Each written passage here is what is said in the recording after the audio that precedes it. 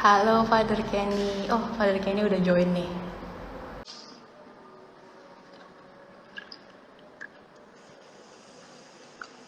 Halo Hai, Father Kenny, apa Mary. kabar? Baik-baik, baik-baik. Baik-baik, oke. Gimana hari ini, Romo? Sibuk? Oh, baik-baik. Ya, ada beberapa acara, tapi sekarang udah di ini ya, YCP Yakobus. Iya, oke. Romo, perkenalin nama saya Iren. Kayaknya belum, Oke. ya pertama kali, saya sih datang sesi Romo beberapa kali, tapi mungkin kita belum sempat ngobrol bareng ya Romo. Iya, saya wilayah Joakim, lingkungan Antonius Romo. Oh, sip, sip. Ya, ya, ya. Ya, ya, oke. Alright, mungkin kita bisa mulai ya sesi IG live kita. Jadi maybe a little bit introduction about myself. My name is Irene. I'm 24 years old. I'm an entrepreneur myself, so I'm currently pursuing a few ventures. All of them are in environmental and empowerment sector, and I'm gonna be a little bit doing small introduction. Sorry, I'm a little bit nervous actually because this is actually my first time doing Instagram live, and I've never like posting anything ever You're before. doing well. You're doing well. Okay, so I'm gonna be doing a small introduction about our highly anticipated guest, our special guest for the night. His name is Father Kenny Ang. Um, am I pronouncing your name correctly? Actually, is this Father Kenny Ang or Ang? Yes, perfectly. Kenny Okay. Yang. Okay, all right. And tonight we're going to be talking about your priesthood, Father Kenny Ang priesthood calling journey. And just for your information, actually, if you have any question, you can actually leave it in the comment section, okay? Because since I cannot accept everyone into this live section, so you can, if you have any question, you can just leave it in the comment section, okay? All right. So, okay, first of all, Father Kenny Ang. Okay, maybe like most of us doesn't have a good understanding, good knowledge about yourself actually. So, can you tell us a little bit about yourself, and maybe you can actually tell us a little bit as well actually about your life before seminary. Maybe you want to talk a little bit about your childhood or your family, or maybe a hidden secret that you want to share to all of us tonight. Yeah, okay. So, as you said, my name is Kenny Yang, Father Kenny Yang. And then I Yeah. was born and raised in Jakarta. All right, cool. I'm And so actually that's, sorry for interrupting. sorry, what did you say? I'm actually based in Surabaya, but I just happen to be in Jakarta now. Oh, really? Okay, okay. I hope you're well, in the midst of this situation right now. Yeah, yeah, we're all like doing fine here, and like my family are doing fine here. All right, thank you. Okay, so my parents are living in Jakarta right now, and then I am here. Well, I went to school in Jakarta, like so kindergarten, and then primary school, middle school, high school, and then for my university studies, I went to the States first. I mean, to study music, All and right, then afterwards, I entered the seminary here in the Diocese of Surabaya. all right, And then I was sent to Spain to study philosophy and theology. As you all know, like for somebody to become a priest, it's required for him to study both philosophy and theology. I can talk more about what those disciplines are, but I mean, yeah, briefly, I studied philosophy and theology for 5 years in Spain, and then I got ordained deacon in Spain in okay, all right. 2018. So 2018 is already 2 years ago, right? And then I was ordained priest a year ago here in Surabaya in the cathedral by the current bishop. And then I was assigned to the parish of Yakobus, where I am right now. I mean, this room, this is my room at Yakobus. All So right, cool. that's a brief time lapse, by the way. That's a time lapse of my life. That's really cool, actually. So you pretty much like born and raised in Jakarta, and then you actually went to study for university study, and you went to Spain afterward, right, for your philosophy and theology study. So you've been pretty much like living in a lot of places your whole life. Okay. So I'm actually really curious. Actually, I think like all of us who joined this live session are, all of us are curious. Actually, why did you decide to be? Why did you decide to be a Catholic priest? Okay, there's no like aha moment. I mean, aha moment is like you aha, like, and then you got something out of the blue, right? And then, oh, I want to become an astronaut or a doctor because I see somebody working very well as a doctor or something. No, that didn't happen to me. In my case, it was a general observation of the lack of knowledge of faith among the Catholics, even because when I was in high school, I didn't really know a whole lot about the Catholic faith. But then I met somebody who really helped me grow in my knowledge of the faith. So I started reading the catechism, started knowing what the sacraments are, the faith, the creed, Jesus Christ, Mary, and that sort of thing that really, really, I mean, engages us, right? So from that point, I kind of like realized that that might be my mission. I mean, I want to bring people to know better the faith. That's like a basic, basic notion of, oh, I think I want to live my life for it. But it's not until a couple of years later that I entered a seminary. So it's a process of me talking with people, asking them, what do you think if I become a priest? And then I think God calls me, but I'm not really sure. So can you help me? I talked with a lot of priests, even when I was in the States studying music. So I was really involved in the Catholic Human Center, just in front of the campus, where I spent a lot of time with other Catholics. I have a friend now, she's a nun. So, I mean, it's a very, very vibrant and Catholic, I mean, solidly Catholic community where we gathered not only to, I mean, eat or to have fun, play some games, but we really learned about our faith, and then we really supported each other. All right. Okay. That's really cool journey actually. So and then move to the next question actually. So maybe like you're like ordinary person like myself, like when we see you, we see you as extremely, like noble person. Yeah, like we always see it. I'm glad. I'm not an alien. No, but that's how I personally see, like, like all the priests. I always put like highest respect to, like all the priests and all the nuns, and I personally like wondering actually what is, like the biggest challenge on becoming a priest. And I think like I want to break down this question into two. So maybe like the what is the biggest challenge on you becoming a priest before you became a priest, and what is the biggest challenge during your priesthood? Yeah, during this priesthood journey. Okay, so before I became a priest, I mean, the challenge was, well, I mean, before I became a priest, or before anybody gets married, or whatever their vocation is, one struggles to be a good Christian, right? I mean, so I was wanting to be a good Christian, good Catholic. So that's my struggle. And then it's not easy to, people sometimes ask me as if Jesus appeared to me and then talked to me. Right? I mean, I want you to be a priest. No.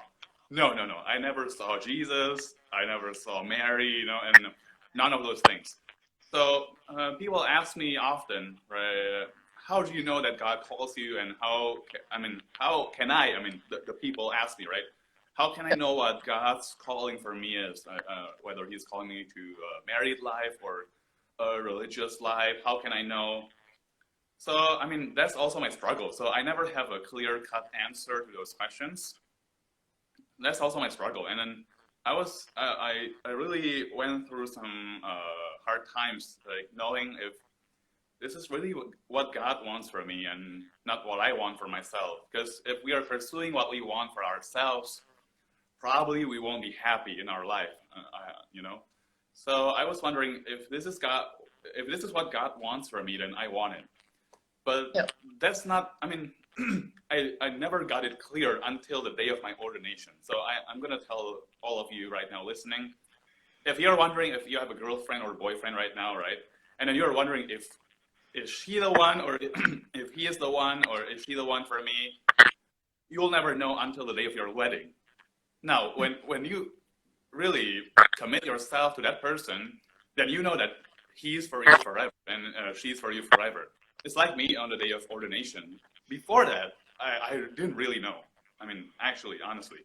But on the day of ordination, you know that, oh yeah, this is what God wants for me for my whole life. So that's the challenge before I became a priest, right? I hope I answered your question. You answered. Yep. Yeah. All right, cool. How, okay, like move to the next question actually. So how do you personally respond to the priesthood calling and not just momentary calling actually? How is it not a momentary calling, you said? How do you respond to the priesthood calling? Because like maybe like some of us actually has that like small thoughts in their mind on becoming a priest or becoming a nun. Actually, how do you actually personal respond to that calling yourself? How do I respond to it, or Yeah. how? Okay. Yeah. Okay. I mean, every calling is a call to holiness in the end. So it could be married life, it could be living a celibate life, right? As a lay person in the middle of the world without going to the convent or the monastery, right? We're just living as a religious or nun. Or, I mean, you could be called to be a priest or to marry, right? So, I mean, I see those as ways of being holy or getting to heaven, right? I mean, those are ways prepared by God. I mean, it's tailored to individuals. It's different for every person. But then that's the way for every person to be able to get closer to God. Now, how do I respond to it? Well, if you sense that, oh, God probably is calling me to this or that, I mean, I myself try to respond to it like generously, because God knows better about myself than I do. So I think because he created me and he knows, I mean, the creator always knows better than the created. I mean, if I create a robot, then I know better than the robot knows himself. So he knows how I can be happy and what's the best for my life, really. So I think generosity is the first answer that comes up to my mind. Okay, all right. So generosity, that's how you person responds to your person calling. All right. Because like I like a little bit about myself actually. So I wasn't actually born and raised Catholic. So my whole family actually converted to Catholic when I was 15. So I still it's only been 9 years for myself on become as a Catholic actually. So it's a little bit about myself. And then pretty much like around 6 years ago, I actually attended one of a retreat in Australia. And then in that one of the session, there was a like a calling session that was led actually by Indonesian priests. And then at the end of that session, the priest actually called everyone who has a thought of becoming a nun or a priest to come up and that priest actually prayed for all of us. And to be honest, I was actually one of the person who actually came up in that session, because deep down inside, I feel that at the time there was a calling for myself to actually, like commit myself fully to the church. Yeah, and then after that session, I actually locked myself inside a lavatory, like small cubicle in the toilet, and I just cry. I feel like I cry and I actually pray to God. Yeah, I ask God whether, is this really like like the pathway or the like the role that and the responsibility that you want that God wants me to take. And then I feel like after certain period of time, like I feel like there's a message. I feel like God actually talked back to me, and I feel like God didn't want me to be a nun. I feel like He wants me to take another responsibility in this life. Yeah, so I feel like I'm very lucky. I'm one of those person who has, you know, like that small voice inside our heart to become a nun or to become a priest. And I feel like I'm very lucky that I actually went to that retreat and I actually has that experience.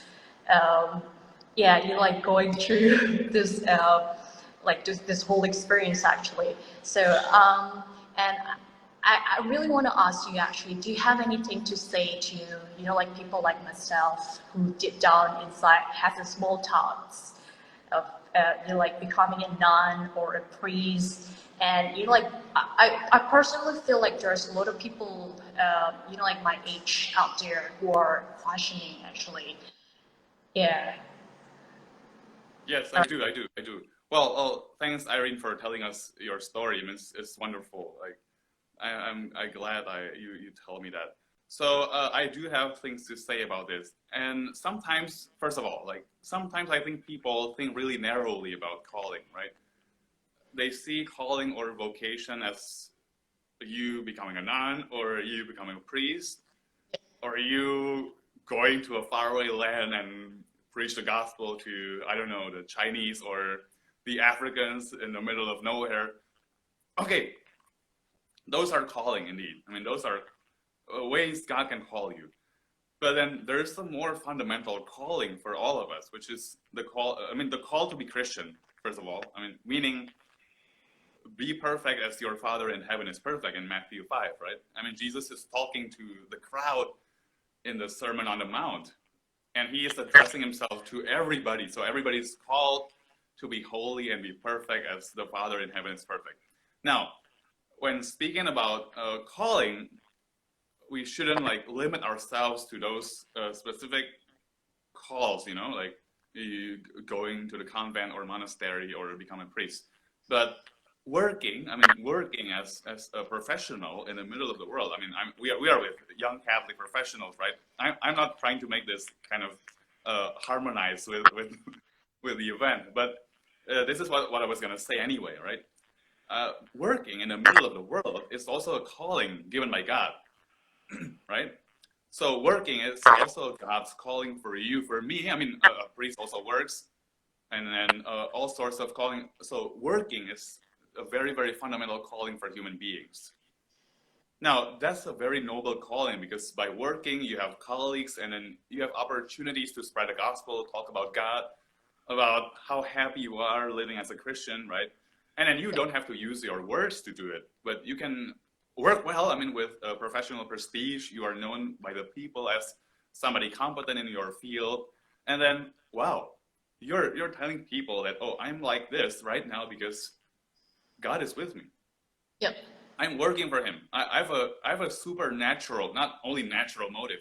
I mean, natural motive is you work for your families to earn money for yourself, to put food on your table, right? I mean, those are noble goals. But you have a supernatural motive that I work for God to glorify him because he gave me these talents, these abilities, right? So those are ways, that's the calling as well. So that's what I want to say. That's a calling.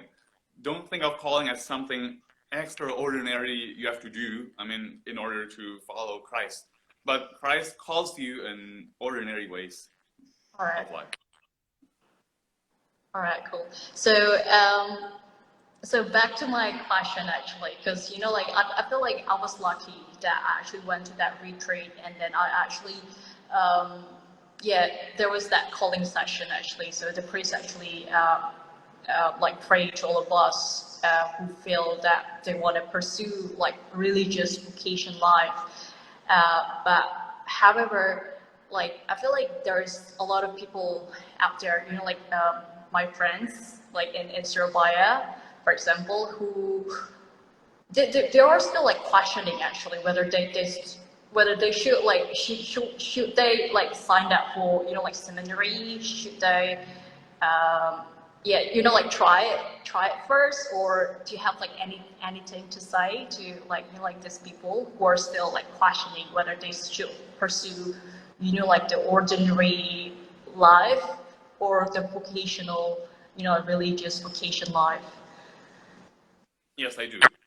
So I always say that in order to know what God's specific calling for you is, first, be a good Christian. All Right? Be a right. good Christian. Because uh, I like to talk about this in terms of pyramid, right? Pyramid, I mean, you have levels. Yep. First of all, God,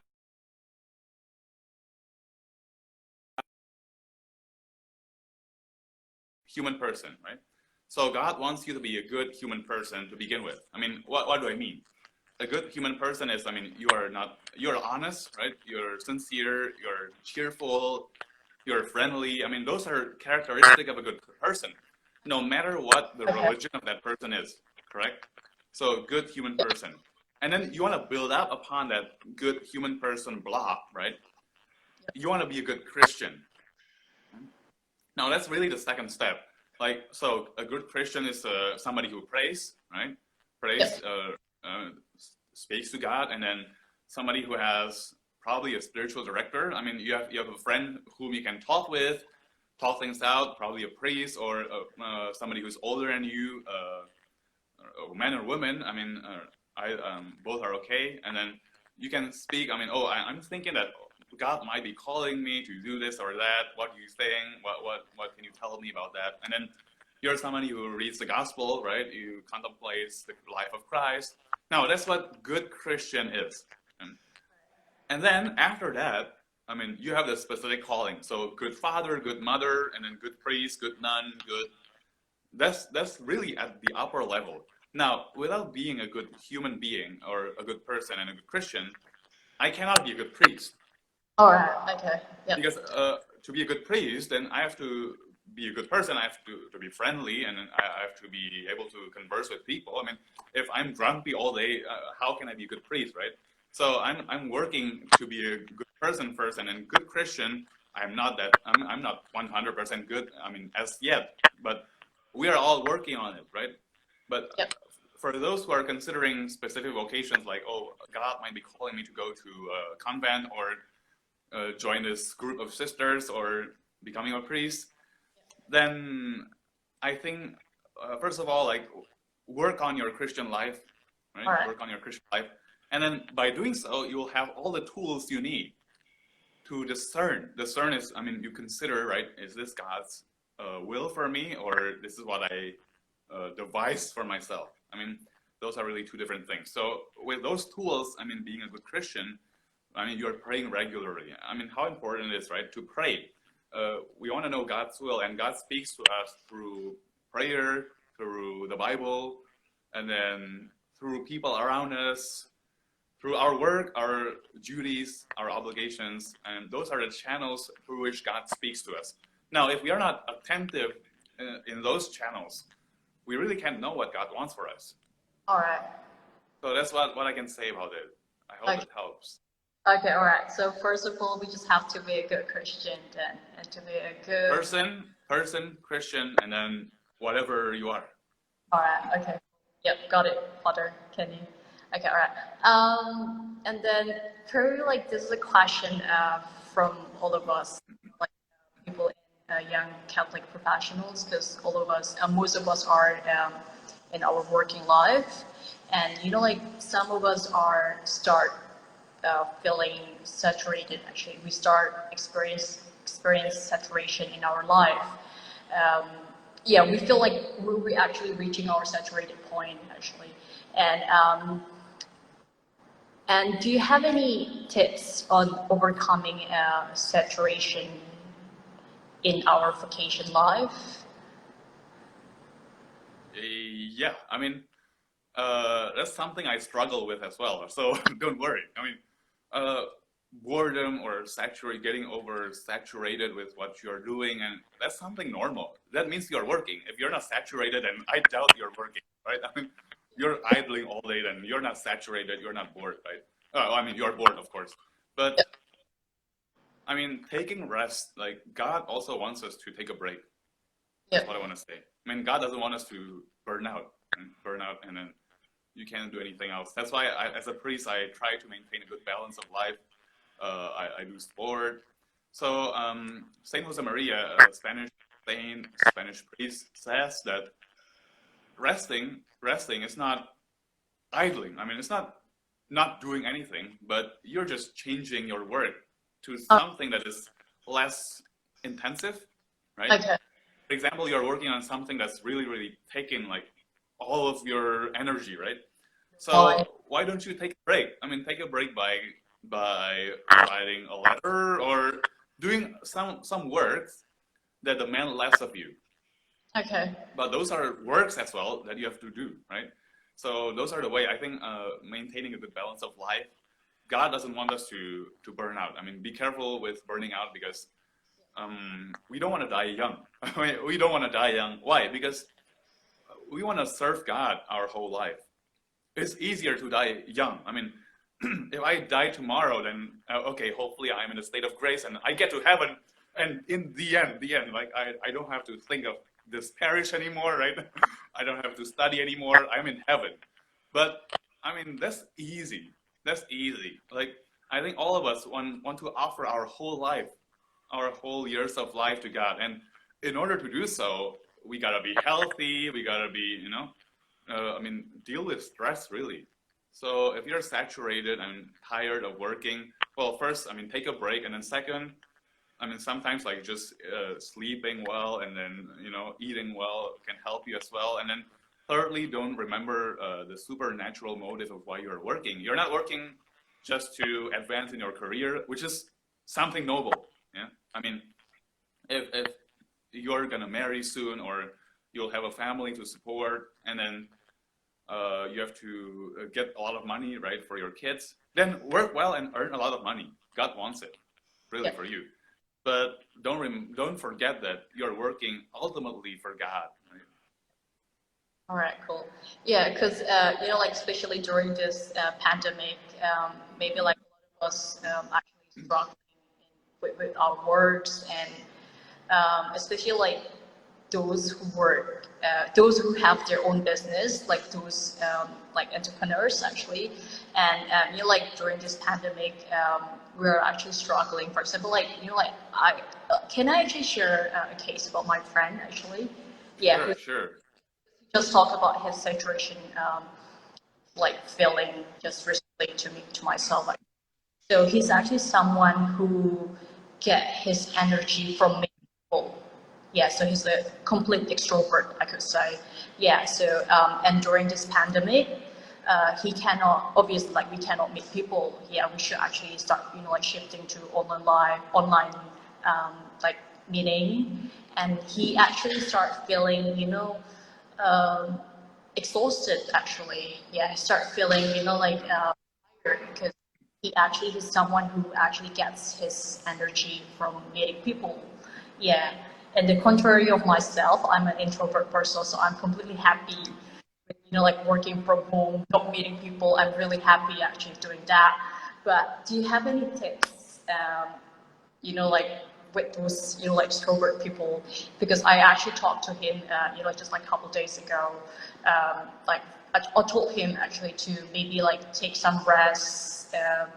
Yeah, like as you said before, to have a balanced life. But it just feel like he just felt that it won't work like for him. Yeah, as an extrovert person. Yeah. Oh, okay. So I mean, I really resonate with what you are saying because I'm an introvert as well, and I mean, I have no problem like working online. Honestly speaking. So, but I do know that there are people who are, I mean, they live by meeting people. I mean, they love meeting people and hanging out or talking with people like in this place and that, and then chatting here and there. I mean, I find it hard for myself, but I know people who are like that. So I really have no solution because this pandemic really confines all of us, right, in our places, in our respective places. Now, that precisely, I think, shows us how human interactions, how important human interactions are in our life.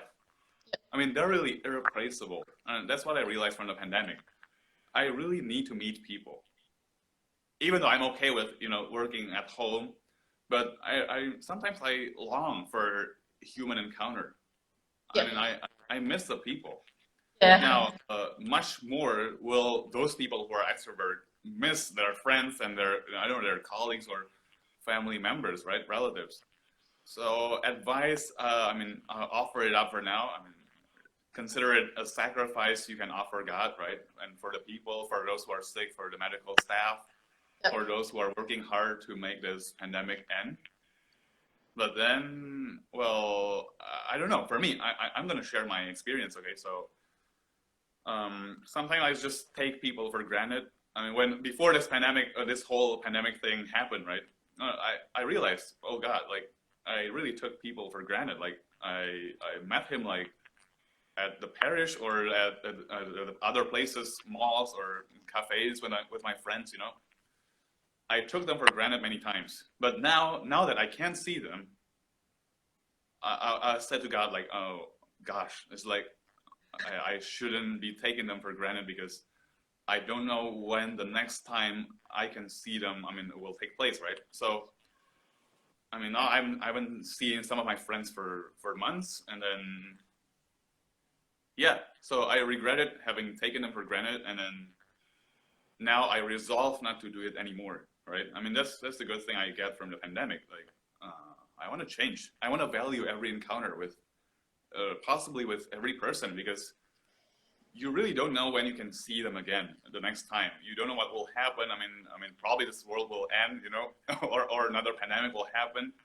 You just really don't know. Like this pandemic, I mean, caught all of us by surprise. I mean, you just don't know this will happen. I was actually in Rome.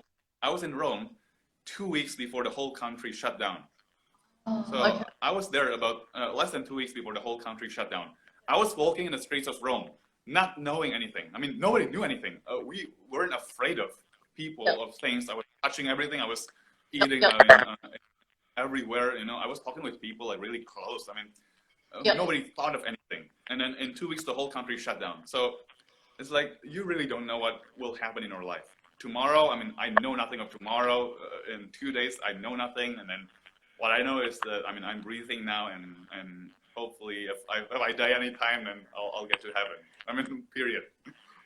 Yeah, I totally can relate to that actually, because you know, like in Australia, we for example, like in Indonesia actually, so we handshake people. I feel like I start like, and I'm actually a germaphobe person, so I personally hate handshake.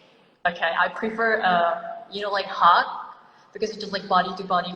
But as a germaphobe person, I actually hate handshake. So every time I handshake people in Indonesia, you know, like deep inside, I just hate it. Like personally, I hate it. Like wash my hand, by the way. But you know, like during this pandemic, it just like got into myself like recently. Oh, I should have appreciated handshake better, because like now I cannot handshake anyone anymore. Yeah, and I do not know when is the next time I can handshake people. Yeah, so that's like, yeah, kind of like, yeah, for myself. And you know, like during this pandemic as well, a lot of us are working from home. Yeah, a lot of us, for example, like YCP events, like we cannot actually run it anymore. We cannot like meet each other, you know, like anymore. And a lot of us actually start feeling loneliness. Yes, a lot of us start feeling loneliness, and you know, like if we feel like loneliness, sometimes it makes us, you know, like harder to connect to God as well. Like it makes us harder to pray. Um, do you have any tips, you know, like to overcoming that loneliness that actually separate us from God? Okay. Uh, I think we do feel loneliness because we don't meet people as much, right? I mean, or your friends or people in this community. Well, I don't know. I know that online means cannot really solve this, but I think it helps, you know, like having this conversation. I really enjoy this, and then I enjoy having a Zoom meetings with people as well. Um, Okay. for me, that kind of stuff, I mean, for my personality type, by the way, right? I'm not generalizing this for all people. For my personality type, that kind of suffices. I'm happy with it. I mean, within the possibility, right? Because nowadays probably I'll be more afraid of meeting people like face to face, right? I mean, I have some sort of like panic as well of the virus, but online meeting really, I think, helps us to go through this pandemic, right? And then you talk about a relationship with God, right? I totally get this, and then like I will not understand the whole scope of what you guys are going through really, because I'm a priest, and then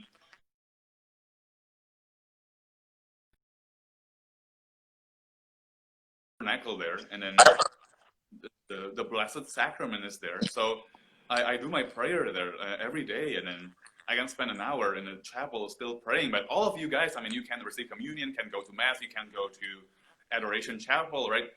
That's something really hard. I mean, I know. I mean, I will not. I will repeat this again. Like, I will not understand the scope of your suffering, you know, because I don't go through it. But I kind of grasp that it's really painful for many of you. So, I mean, it's hard. It's hard. But don't miss this opportunity. This is also an opportunity for all of us to grow in our relationship with God. I think that's one thing as well. Other than, I mean, we might think, I mean, this is a waste of time, you know. I mean, I can go to church or I can pray properly as I did before, but you can think it the other way around and see it as an opportunity that, you know, you're home more, right? You're home more, meaning you don't commute. I mean, commute is time, so you have more time. And then now, how are you going to employ your time now? Well, you can employ it by watching Netflix. That's a valid and legit way of employing your time, right? I mean, watching Netflix. But you can also read, I don't know, Saint Teresa, or read the Bible. Read the Bible if you haven't, right? Read the Bible. Read the New Testament if you haven't. I mean, or even the Old Testament if you have time. But first of all, the New Testament, the Gospels. Review the Gospels. Read some articles in the internet that will help you understand the Bible or the church's teachings about Mary. I mean, there are just, I mean, tons of things to read. And I would like to read more myself, you know. So I feel that I normally lack time to read, but this is really an opportunity for us to learn. I mean, learn new skills. Learn new skills. I don't know, learn to sew, or to knit a sweater. I don't know. I mean, that kind of skill, that's really hard for you to learn when things were normal, right? Things were normal. It's really hard for you to learn. I mean, learning is also a way of I mean, getting closer to God. I mean, employing your talent, probably helping people by what you learn later. So I think that's my take on the question. And then I like what you said before. I'm not I'm not a handshake person either. Like, I'm more comfortable with hugs. I mean, because, you know, sometimes my hands sometimes are sweaty. I mean, I'm gonna tell you guys, right? My hands are sweaty, so I hate shaking people's hands. Your hands are as well. Yep. Yeah. So I mean, I hate being shaken.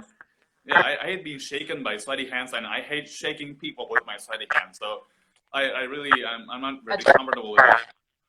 Yeah, but I mean, now even hugs are avoided. So I mean, it's really painful, right? But it helps us value really human touch and interactions.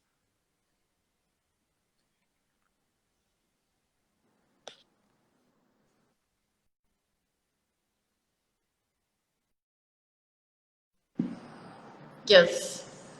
Yeah, I totally appreciate like human interaction now. Even just like this Instagram live session, like I really appreciate it because I haven't like seen you and haven't seen like Father Hans and Father Dobby for, you know, like 5 months now.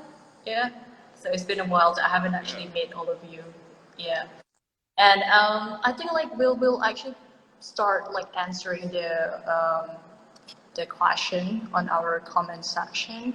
Yeah, and there is like one question actually asking if you have any, do you have any recommendation book that you have ever read in your life? Maybe I'll actually add as well. Like, do you have any recommendation, a book recommendation, if to people who are questioning to pursue a religious vocation life? Okay. Wow. I mean, I haven't made any book list in my life. Yeah, maybe like Very hard. Yeah, talking to people. Yeah, this is a hard question. So okay, I'm gonna answer the second question first, right? The one you asked. Cannot, like your voice. Oh, okay. Are you hearing me well right now? Yes. Okay, okay. So I'm gonna answer your second question first, right? So the one you asked. For those who are considering vocations, I mean, it depends on what type of vocation you are discerning, right? So if you're thinking about marriage, then there are great books about marriage out there, right? Fulton Sheen's Free to Be Married, and then, or I mean, many other. I really can't remember all of them, but I mean, so it depends on what your specific vocation you want to discern about is. Or priesthood, I mean, you have Cardinal Timothy Dolan. For those who are thinking about becoming a priest, I would suggest the book of Cardinal Timothy Dolan, D-O-L-A-N, right? Cardinal of New York. And he wrote a book titled The Priesthood in the Third Millennium. Third millennium is our millennium, right? So after 2000, how would the priesthood look like after the year 2000? So it's a brilliant book. I have it here with me, and it's always with me. So it's a great book even for me. I'm already a priest. And then for religious life, depends on what group of religious you're thinking about. I mean, you want to join the Dominicans or the Carmelites, Cistercians, Benedictines. You have all sorts of books, so I can't give a general recommendation. And then the first question is like generally, what book would you recommend? I can't answer it because I mean there are just a myriad of genres of book. I mean, what are you talking about? Like history, novel, or what? But I want to say something here. Don't think that you can or you should only read religious book, you know, or spiritual books you find in the spirituality shelf, right, in the bookstore. No, those are not the only books you should read as a Christian. But imagine, you know, there are so many writers who imbue or infuse the Christian values in their writings, even though they're writing novels or literary works. I'm going to mention a couple of authors you can think about. First is Dostoevsky, right? Fyodor Dostoevsky, a Russian writer, for example. And then the one whom I have read the most is Tolkien, J.R.R. Tolkien, The Hobbit, right? The Hobbit, Lord of the Rings. I would recommend you, I mean, the one who is asking, to read The Lord of the Rings. Really, I'm not kidding. And then if you have time, then read Hobbit. And then if you still have time, read Silmarillion. I mean, to understand the whole world, right? The world of Lord of the Rings. But there, Tolkien, I mean, Tolkien is a Catholic. So Tolkien is a Catholic, right? But he's not explicitly writing Catholic books. However, the underlying ideas in his books will help you understand like how, you know, the presence of evil in the world works, right? For example, Lord of the Rings is all about evil. I mean, evil force in the world, right? Mordor, right?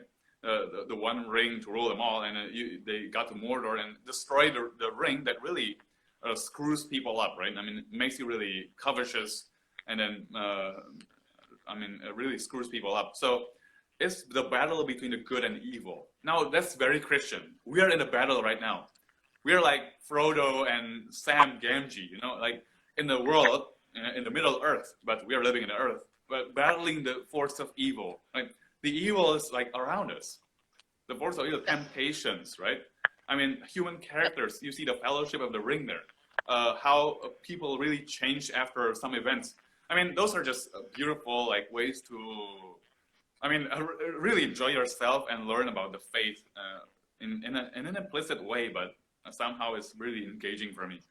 I would recommend that, I mean, wholeheartedly.